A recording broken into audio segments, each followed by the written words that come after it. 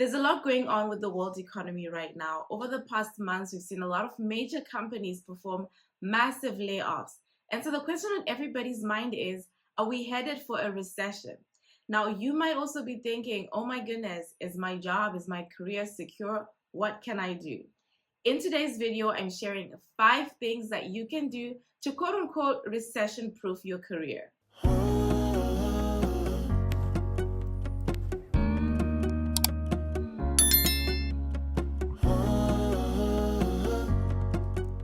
Welcome back to my channel and welcome if you're new. My name is Nicole Nyasha and I share career-related content. The very first thing you should be doing is paying attention to what's going on in your company internally and externally. You may want to review your past few quarter financial statements just to see if you're in a healthy financial standing. Check if there are any media releases or what's going on. There's a tendency sometimes to work in a company but not really pay attention to things like financial statements, the health of the organization, what are other people saying. Now is a good time to start doing that if you haven't been doing so already. Depending on what department you work in, you want to try and figure out if business has slowed down. Are you getting lesser clients?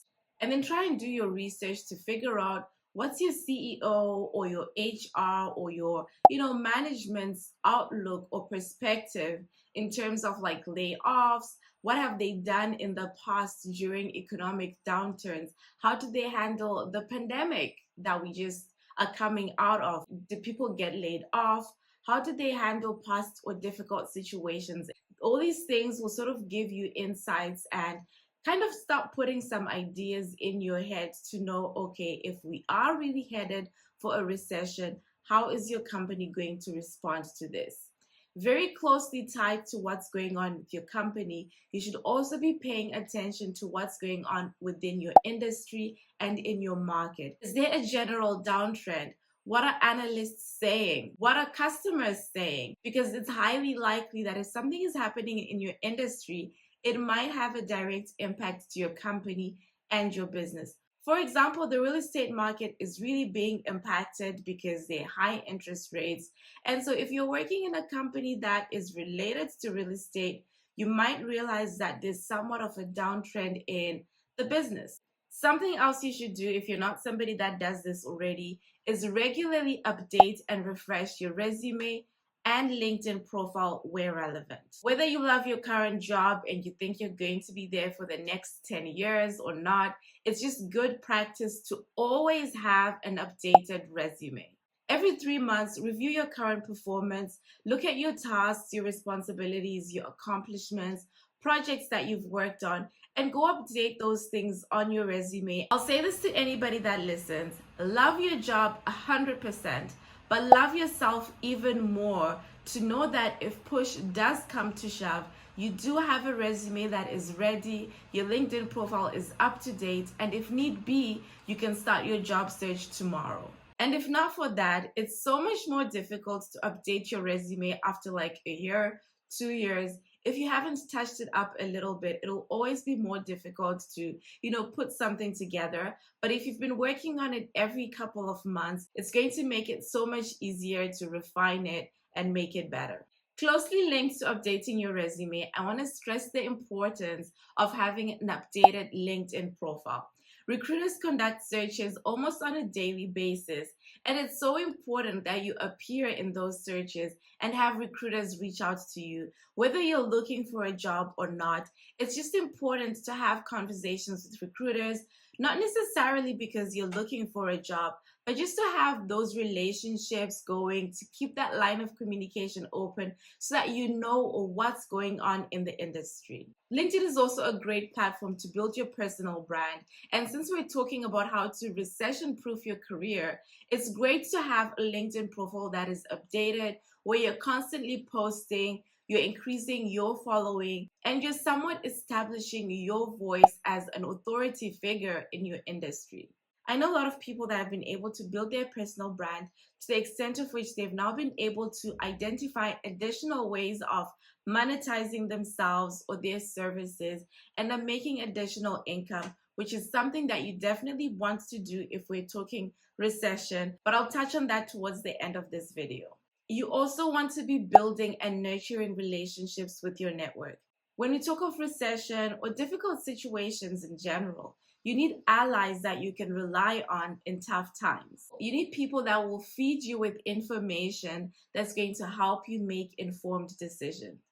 LinkedIn is a great place to start. Connect with people, have conversations in the DMs, leave meaningful comments on people's posts. That's how you start to build community and build relationships with people.